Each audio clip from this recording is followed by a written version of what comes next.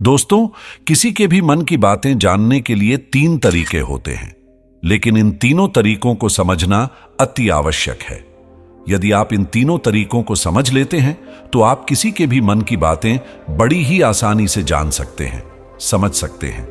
तो चलिए Buddhist mindset channel के माध्यम से यह तीन तारीखों को एक बुद्ध कहानी के माध्यम से समझते हैं कि किस तरह से आप दूसरों की मन की बातें जान सकते हैं, समझ सकते हैं। अगर यह बुद्धिस्ट लेसन अच्छा लगा तो चैनल को जरूर सब्सक्राइब करें। बहुत समय पहले की बात है, एक छोटा सा गांव था। उस गांव में दो भाई रहा करते थे। बड़ा भाई अंधा था, जिसके कारण वो हमेशा घर पर ही बैठा रहता था, और छोटा भाई खेती किया करता था। लेकिन खेतों में अधिक जानवर आने से पूरी फसलें नष्ट हो जाती थीं, जिस कारण छोटा भाई बहुत परेशान हो चुका था।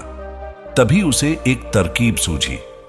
एक दिन उसने सोचा, खेतों में से इन जानवरों को भगाने के लिए क्यों ना मैं अपने बड़े भाई की मदद लूं। वैसे भी बड़े भैया अंधे, अगर वह खेत में बैठे रहेंगे और जानवरों की आहट आने पर वह उन्हें जोर से चिल्लाकर भगा सकते हैं, जिससे हमारी फसलें बच सकती है। इसलिए उन्हें मैं खेत में बिठा देता हूं। यह सब सोच विचार करने के बाद उसने अपने खेत में ही एक छोटी सी झोपड़ी तैयार की और अपने अंधे भाई को उस खेत में बैठा दिया और उनसे कहा, भैया, यदि कोई जानवर की आहट आपको सुनाई दे तो आप जोर जोर से चिल्लाना। यह सुनकर वह जानवर यहां से भाग जाएंगे और हमारी फसलें नष्ट होने से बच जाएंगी। बड़ा भाई अपने छोटे भाई की बात मान लेता है और वो उस दिन से खेत में ही रहना शुरू कर देता है। जब भी किसी जानवर की आहट उसे सुनाई देती तो वो तुरंत जोर जोर से चिल्लाना शुरू कर देता, जिससे वह जानवर उसके खेतों से भाग जाते। ऐसा करते करते कई दिन बीत चुके थे। तभी एक दिन उसके खेत में एक हिरण भागता हुआ था और वह खेत के बांध को तोड़कर वहां से भाग गया। लेकिन उसी हिरण का पीछा करते हुए एक राजा भी उस खेत में आ पहुंचा। तभी राजा की नजर उस अंधे भाई पर पड़ती है। राजा उस व्यक्ति से कहता है, देखो, मैं यहां पर एक जानवर का पीछा करते हुए आया हूं। क्या तुमने उस जानवर को यहां पर देखा है? इस पर वो व्यक्ति कहता है, हे राजन, मैं तो अंधा हूं। मैं भला किसी जानवर को कैसे देख सकता हूं? लेकिन मैं आपको इतना जरूर बता सकता हूं कि जो जानवर मेरे खेतों से होकर भागा है वह आपके लायक नहीं है। आप उसके पीछे अपना समय यूं ही व्यस्त कर रहे हैं। राजा उस अंधे व्यक्ति की बात सुनकर बड़ा अचरज में पड़ गया। वो ये सोचने लगा कि आखिर यह तो अंधा है, फिर इसे कैसे पता कि जिसे हिरण को मैं तलाश रहा हूं वह हिरण मेरे लायक है ही नहीं। यह अंधा व्यक्ति मुझे कैसे बता सकता है? तभी राजा उस अंधे व्यक्ति से कहता है, कहीं तुम मुझसे झूठ तो नहीं कह रहे हैं?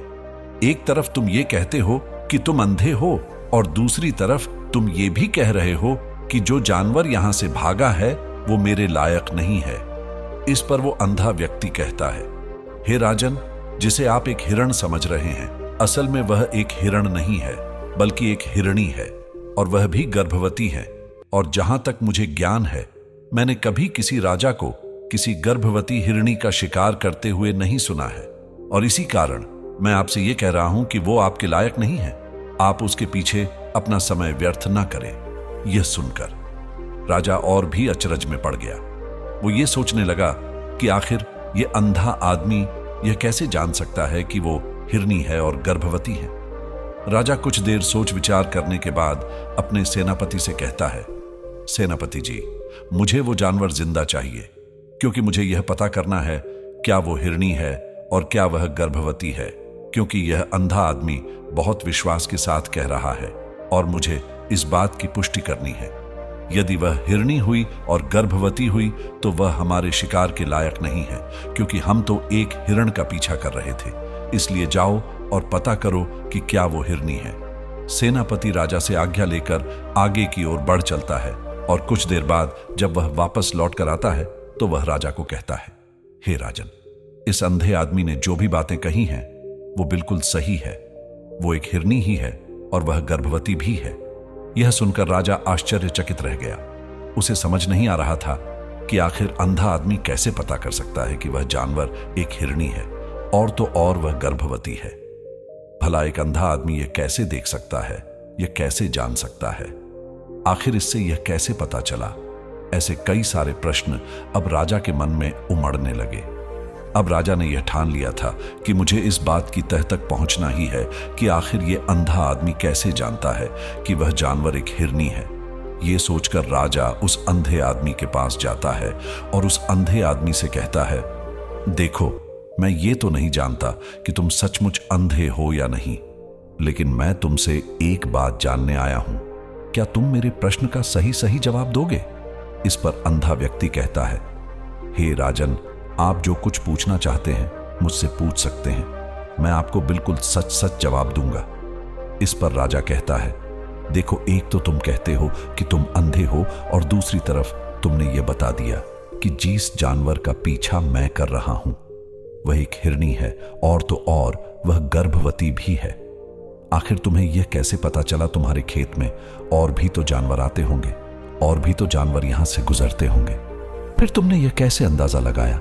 तभी वह अंधा व्यक्ति राजा से कहता है, हे राजन, आप जिस हिरनी का पीछा कर रहे थे वही हिरनी जब मेरे खेत में आई, उसकी रफ्तार और उसके भागने की आहट से मुझे यह एहसास हो चुका था कि यह एक हिरनी है, और मेरे खेत की जो बांध है वह बहुत छोटी है, उसकी ऊंचाई ज्यादा नहीं है। यदि कोई हिरण होता तो उस बांध को बड़ी आसानी से लांघ जाता, लेकिन वह हिरनी इस बांध को तोड़कर भागी है, और यदि वह इस बांध को छलांग लगाकर पार करने का प्रयास करती तो इससे उसके बच्चे को खतरा होता, और इसी बात से मैंने ये पता लगा लिया कि वह गर्भवती है। इस कारण वह ज्यादा ऊंची छलांग लगाकर मेरे खेत की बांध को तोड़ते हुए भाग गए। इस पर राजा के मन में एक और प्रश्न उठा। राजा ने कहा, किंतु तुम्हें कैसे पता चला कि वह एक हिरनी ही है, और भी तो कोई जानवर यहां पर आ सकते हैं? इस पर वह अंधा व्यक्ति कहता है, हे राजन, मैं पूरा दिन सुबह शाम यहीं पर बैठा रहता हूं, और मेरी सुनने की शक्ति बहुत तेज है। मैं ये बाप जाता हूं कि कौन सा जानवर मेरे खेत में आया है, और उसी के आधार पर मैं जोर जोर से चिल्लाता हूं ताकि वो मेरे खेत से भाग जाए और मेरे खेत की फसलों को नष्ट न कर पाए। राजा उस अंधे आदमी का यह जवाब सुनकर पूरी तरह से संतुष्ट हो चुका था। वह मन ही मन यह सोच रहा था कि आदमी भले ही अंधा हो, लेकिन यह तो बड़ा ज्ञानी मालूम पड़ता है। इस आदमी से कुछ न कुछ तो काम निकलवाना ही चाहिए। यह विचार लिए हुए राजा वहां से वापस अपने महल की ओर लौट जाता है। राजमहल पहुंचते ही राजा उस अंधे व्यक्ति से कहता है, आप तो बड़े ज्ञानी व्यक्ति हैं, आपको किसी भी बात का पता बड़ी आसानी से चल जाता है। आज मैंने आपको यहां पर इसलिए बुलाया है क्योंकि मैं आपसे यह जानना चाहता हूं कि मेरी पत्नी पतिव्रता है या नहीं। इस पर वो अंधा व्यक्ति कहता है, हे राजन, यह कैसा प्रश्न हुआ? इस पर राजा कहता है, मैंने आपसे बिल्कुल उचित प्रश्न किया है, मुझे इस प्रश्न का उत्तर दीजिए। इस पर वो अंधा व्यक्ति कहता है, हे राजन, ये सारी बातें जाने दीजिए, आपकी शादी को इतने साल बीत चुके हैं, और अब आप ये बात क्यों जानना चाहते हैं? आपके मन में ऐसे प्रश्न क्यों उठ रहे हैं? इस पर राजा जिद करते हुए कहता है, देखिए, आपको मुझे इस प्रश्न का उत्तर तो देना ही होगा। यदि आप मुझे इस प्रश्न का उत्तर नहीं देंगे तो मैं आपको मृत्यु दंड दे दूंगा। राजा के मुख से यह बात सुनकर वह अंधा व्यक्ति कहता है, हे राजन, यदि आप इस प्रश्न का उत्तर चाहते हैं तो उसके लिए आपको मेरा एक काम करना होगा। राजा कहता है, बोलो, मुझे क्या काम करना होगा? इस पर व्यक्ति कहता है, इसके लिए आपकी पत्नी को मेरे साथ कमरे में अकेले छोड़ना होगा। उस अंधे व्यक्ति की यह बात सुनकर राजा पहले तो क्रोधित हो जाता है, लेकिन फिर कुछ सोच विचार करने के बाद वह उस व्यक्ति की बात मान लेता है और अपने सेनापति को आदेश देता है, सेनापति जी, इस व्यक्ति को और मेरी पत्नी को एक कमरे में कुछ देर के लिए अकेला छोड़ दें। सेनापति बिल्कुल वैसा ही करता है। अब राजा की पत्नी और अंधा आदमी एक कमरे में बंद हो चुके होते हैं। तभी वो अंधा आदमी राजा की पत्नी से कहता है, मुझे आपको छूना है। इस बात पर रानी अत्यधिक क्रोधित हो जाती है और उस अंधे आदमी को वो पकड़ पकड़ कर पीटने लगती है, कभी हाथों से तो कभी लातों से तो कभी पटक पटक कर। इस तरह से उन्होंने उस अंधे आदमी की खूब पिटाई की। उसके बाद किसी तरह से वह अंधा आदमी अपनी जान बचाकर वहां से भाग निकलता है और वह राजा के पास पहुंचता है और वह राजा से कहता है, हे राजन, आपकी पत्नी पतिव्रता नहीं है। यह बात सुनकर राजा अत्यधिक क्रोधित हो उठता है और राजा अपनी तलवार निकालकर सीधा अपनी पत्नी की ओर जाता है और क्रोधित होकर वह अपनी रानी से कहता है, रानी जी, आज मैं जो भी सवाल आपसे करने वाला हो उसका मुझे सच सच जवाब दीजिएगा, और यदि आपने एक शब्द भी झूठ कहा तो मैं आपका अभी के अभी सर धड़ से अलग कर दूंगा, तभी आगे बढ़े। राजा कहता है, मुझे बताइए, क्या आप पतिव्रता हैं या नहीं? इस पर रानी कहती है, हे राजन, आप भले ही मुझे जान से मरवा दीजिए, लेकिन मैं पतिव्रता नहीं हूं। राजा यह बात सुनकर बहुत खुश हुआ, क्योंकि उस अंधे आदमी ने जो भी कहा था वह बिल्कुल सच था। यह बात सुनकर तुरंत ही राजा उस आदमी के पास पहुंचता है और आकर उस अंधे आदमी से कहता है, तुम्हें कैसे पता चला कि मेरी पत्नी पतिव्रता नहीं है? इस पर वह अंधा आदमी कहता है, हे राजन, बड़ी सीधी सी बात है। मैंने तो आपकी पत्नी से बस इतना ही कहा था कि मुझे आपको छूना है, और इस बात पर वह इतना क्रोधित हो उठी कि उन्होंने गुस्से में आकर मुझे लात घूंसों से पीटना शुरू कर दिया। और भला कोई औरत किसी और मर्द को कैसे छू सकती है? लेकिन उन्होंने ना आप देखा न ताव, बस लात घूंसे मुझ पर बरसाने शुरू कर दिए। वह भी तो एक छूना ही हुआ, और एक पतिव्रता नारी कभी भी पराये मर्द को नहीं छूती। जब मैंने उसे छूने के लिए कहा था तो वह उस वक्त मुझे मना कर सकती थी, लेकिन उन्होंने तो मुझे पीटना शुरू कर दिया, और देखते ही देखते उन्होंने मेरे पूरे शरीर को छू लिया। अब आप ही बताइए, ऐसी स्त्री भला पतिव्रता कैसे हो सकती है? इस पर राजा कहता है, तुम तो बड़े ज्ञानी मालूम पड़ते हो। अच्छा ठीक है, चलो तुम मेरे एक प्रश्न का और जवाब दो। यदि तुमने मुझे इस प्रश्न का सही सही जवाब दे दिया तो मैं तुम्हें यहां से जाने दूंगा।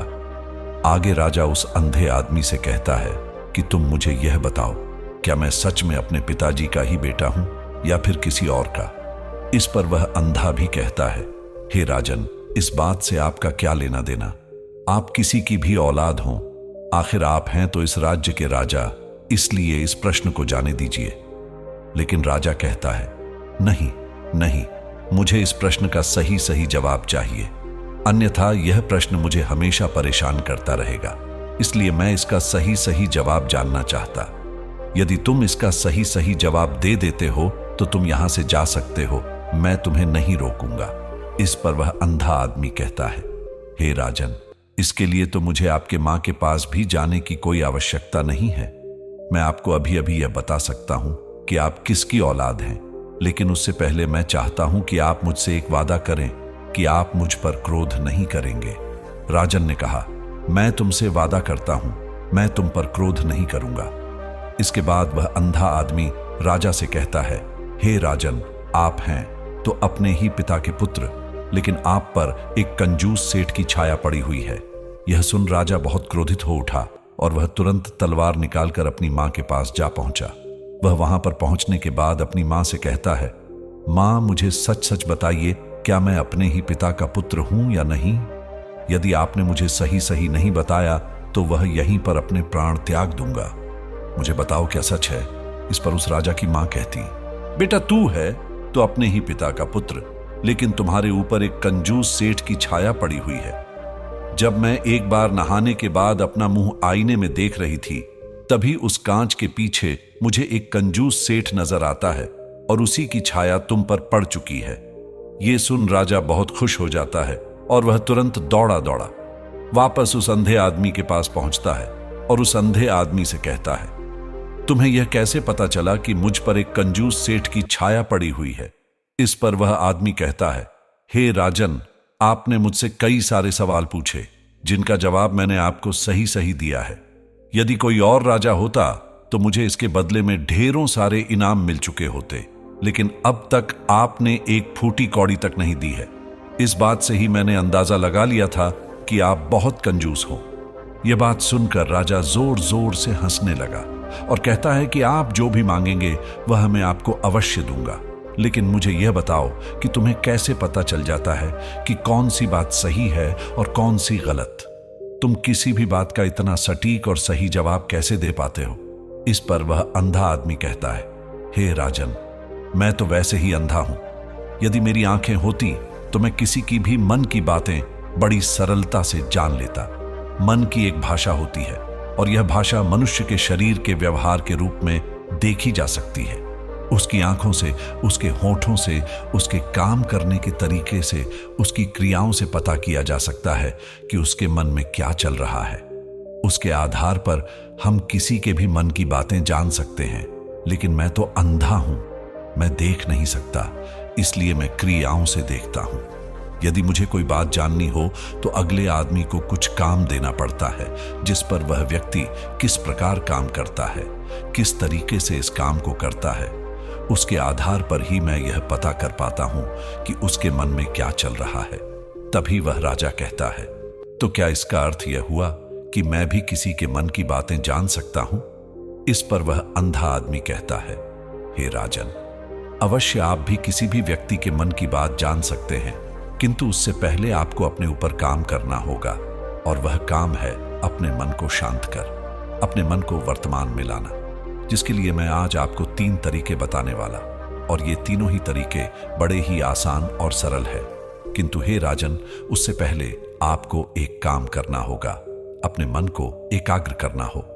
जब हम अपने मन को एकाग्र करते हैं, अपने मन को वर्तमान में लाते हैं, तो हम दूसरे के मन की बात जान सकते हैं, क्योंकि वह आदमी अभी भी अपने मन में वर्तमान में ही सोच रहा है, और हमें भी मन को वर्तमान में ही लाना होगा। तभी हम उसके मन की बातें जान सकते हैं। यदि हम अतीत में हुई घटनाओं के बारे में सोच रहे हैं, तो वह जो अगला आदमी वर्तमान में सोच रहा है, वर्तमान में अपने मन में बात कर रहा है, वह हम कैसे जान पाएंगे? क्योंकि हम तो अतीत की घटनाओं में डूबे हुए हैं। इसलिए किसी के भी मन की बात जानने के लिए सबसे पहले हमें हमारे मन को एकाग्र करना होगा, उसे वर्तमान में लाना होगा। आगे वह व्यक्ति राजा से कहता है, हे राजन, जो 3 तरीके मैं आपको बताने वाला हूं, इन 3 तरीकों से बड़ी आसानी से किसी के भी मन की बातें जान सकते हैं। उसके बाद वह अंधा आदमी राजा से कहता है, हे राजन, जो सबसे पहला तरीका है वह है आंखों पर ध्यान देना। किसी व्यक्ति से बात करते वक्त उसकी आंखों में देखना, उसकी आंखों पर ध्यान देना, जो सबसे ज्यादा जरूरी है, क्योंकि आंखें बोलती नहीं पर बहुत कुछ कह जाती है। यदि हम किसी व्यक्ति की आंखों के इशारों को समझना सीख जाए, हम यह जान पाएंगे कि व्यक्ति के दिमाग में क्या चल रहा है, वो क्या सोच रहा और अभी वह क्या करने वाला। मेरे पास आंखें नहीं, लेकिन मैंने अपने गुरु से यह विद्या सीखी है, क्योंकि बहुत सालों पहले मेरे पास आंखें थीं और मैं उस वक्त लोगों के मन की बातें केवल उनकी आंखों से ही जान लेता था। इसीलिए यदि आप भी दूसरों की मन की बातें जानना चाहते हैं, तो आपको भी उनकी आंखों पर गौर करना चाहिए, जैसे कि उनका आकार कैसा है, वह कब, कहां और किधर देख रहे हैं। यदि उसकी आंखें यहां वहां घूम रही हैं, जब आप उससे बातें कर रहे हैं, तो वहां वह इधर उधर मोड़ रहा है, कभी ऊपर तो कभी नीचे या कभी आसपास।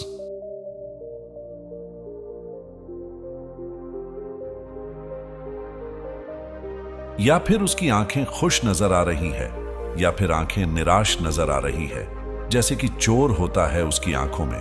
जब हम देखते हैं तो हमें यह पता चलता है कि अगले आदमी ने कोई गलती की है।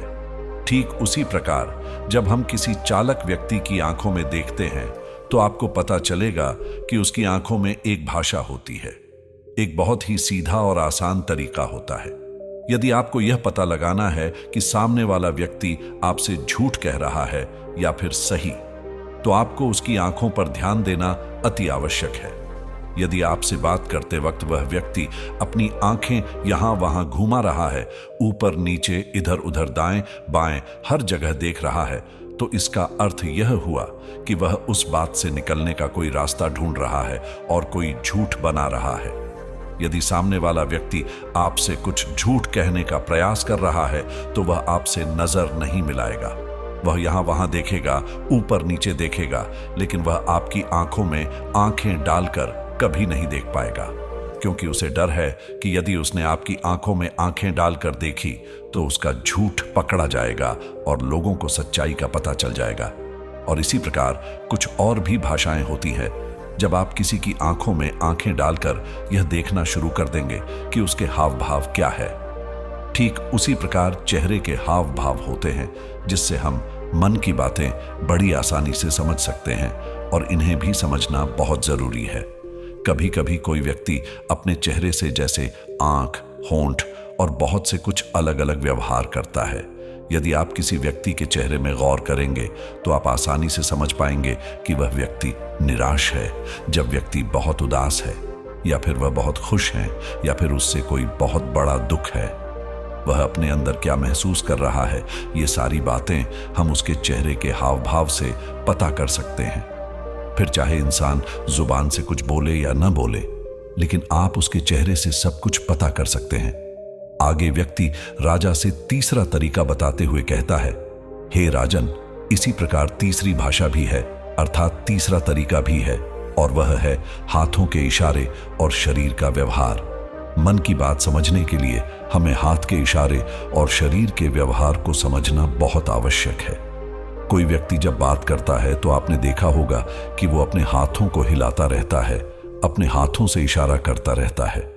बातों के साथ साथ अपना शरीर का जो व्यवहार है, अर्थात बॉडी लैंग्वेज, उसका भी पूरा उपयोग करता है, जिससे हमें यह पता चल पाता है कि वह व्यक्ति हमारी बातों पर कितना ध्यान दे रहा है और उसके मन में क्या चल रहा है। शरीर के व्यवहार को देखने के लिए उसके हाथ मटकाने, शरीर मटकाने और चेहरे पर बार बार हाथ लाल, हाथों का एक दूसरे से मसलना, ऐसी बहुत सी क्रियाएं होती हैं। उस पर हमें ध्यान देना अति आवश्यक। मन की बात को समझने के लिए हमें शरीर के व्यवहार को भी समझना पड़ता है। यदि हम इन तीन तरीकों को सही तरीके से ध्यान देकर इन तीन तरीकों को अच्छे से समझ लेते हैं तो हम बहुत जल्दी किसी भी व्यक्ति के मन की बातें बड़ी सरलता और सहजता से जान सकते हैं। इसलिए यदि आपको किसी के मन की बातें जानी है तो आपको उसकी आंखों पर, उसके चेहरे पर, उसके शरीर के हाव भाव को और उसके हाथों को ध्यानपूर्वक देखना और समझना होगा, जिससे आप यह समझ पाएंगे ये आखिरकार उसके मन में क्या चल रहा है और वह क्या सोच रहा है। लेकिन उनसे पहले आपको अपने मन को एकाग्र करना होगा, शांत करना होगा और अपने मन को वर्तमान में लाना होगा। तभी आप उस व्यक्ति की इन सभी क्रियाओं पर ध्यान दे पाएंगे, उन्हें समझ पाएंगे। ठीक उसी प्रकार चेहरे के हाव भाव होते हैं जिससे हम मन की बातें बड़ी आसानी से समझ सकते हैं, और इन्हें भी समझना बहुत जरूरी है। कभी कभी कोई व्यक्ति अपने चेहरे से जैसे आंख, होंठ और बहुत से कुछ अलग अलग व्यवहार करता है। यदि आप किसी व्यक्ति के चेहरे में गौर करेंगे तो आप आसानी से समझ पाएंगे कि वह व्यक्ति निराश है, जब व्यक्ति बहुत उदास है, या फिर वह बहुत खुश है, या फिर उससे कोई बहुत बड़ा दुख है। वह अपने अंदर क्या महसूस कर रहा है, ये सारी बातें हम उसके चेहरे के हाव भाव से पता कर सकते हैं। फिर चाहे इंसान जुबान से कुछ बोले या ना बोले, लेकिन आप उसके चेहरे से सब कुछ पता कर सकते हैं। आगे व्यक्ति राजा से तीसरा तरीका बताते हुए कहता है, हे राजन, इसी प्रकार तीसरी भाषा भी है, अर्थात तीसरा तरीका भी है, और वह है हाथों के इशारे और शरीर का व्यवहार। मन की बात समझने के लिए हमें हाथ के इशारे और शरीर के व्यवहार को समझना बहुत आवश्यक है। कोई व्यक्ति जब बात करता है तो आपने देखा होगा कि वो अपने हाथों को हिलाता रहता है, अपने हाथों से इशारा करता रहता है। बातों के साथ साथ अपना शरीर का जो व्यवहार है, अर्थात बॉडी लैंग्वेज, उसका भी पूरा उपयोग करता है, जिससे हमें यह पता चल पाता है कि वह व्यक्ति हमारी बातों पर कितना ध्यान दे रहा है और उसके मन में क्या चल रहा है। शरीर के व्यवहार को देखने के लिए उसके हाथ मटकाने, शरीर मटकाने और चेहरे पर बार बार हाथ लाल, हाथों का एक दूसरे से मसलना, ऐसी बहुत सी क्रियाएं होती हैं। उस पर हमें ध्यान देना अति आवश्यक। मन की बात को समझने के लिए हमें शरीर के व्यवहार को भी समझना पड़ता है। यदि हम इन तीन तरीकों को सही तरीके से ध्यान देकर इन तीन तरीकों को अच्छे से समझ लेते हैं तो हम बहुत जल्दी किसी भी व्यक्ति के मन की बातें बड़ी सरलता और सहजता से जान सकते हैं। इसलिए यदि आपको किसी के मन की बातें जाननी है तो आपको उसकी आंखों पर, उसके चेहरे पर, उसके शरीर के हाव भाव को और उसके हाथों को ध्यानपूर्वक देखना और समझना होगा, जिससे आप यह समझ पाएंगे ये आखिरकार उसके मन में क्या चल रहा है और वह क्या सोच रहा है। लेकिन उनसे पहले आपको अपने मन को एकाग्र करना होगा, शांत करना होगा और अपने मन को वर्तमान में लाना होगा। तभी आप उस व्यक्ति की इन सभी क्रियाओं पर ध्यान दे पाएंगे, उन्हें समझ पाएंगे। अन्यथा आप यदि अतीत की घटनाओं में व्यस्त हैं, भविष्य की योजनाओं में व्यस्त हैं, तो आप उस व्यक्ति के हाव भाव पर कभी ध्यान ही नहीं पाएंगे और ना ही आप कभी यह समझ पाएंगे कि आखिर उस व्यक्ति के मन में क्या चल रहा है, वह क्या सोच रहा है। आपने देखा होगा कि ऐसे कई बड़े संत महात्मा हैं जो बड़ी ही शांति से आपको देखते हैं और आपको देखकर ही यह बता देते हैं कि आपके मन में क्या चल रहा है, आप उनसे क्या जानने आए हैं। और इसका सबसे बड़ा प्रमुख कारण यही है कि वह आपको पढ़ सकते हैं, आपको समझ सकते हैं, आपकी मन की बातें जान सकते हैं, क्योंकि उनका मन एकाग्र है, शांत है और यही कारण है कि वह आपके मन की बातें बड़ी सरलता से समझ जाते हैं। तो दोस्तों, उम्मीद करता हूं आपको इस कहानी से एक अच्छी सीख मिली होगी। ये कहानी आपको कैसी लगी हमें कमेंट बॉक्स में कमेंट करके जरूर बताएं और इस कहानी को अपने दोस्तों के साथ जरूर शेयर करें ताकि उन्हें भी इस कहानी से कुछ सीखने को मिल सके। धन्यवाद। नमो बुद्धाय।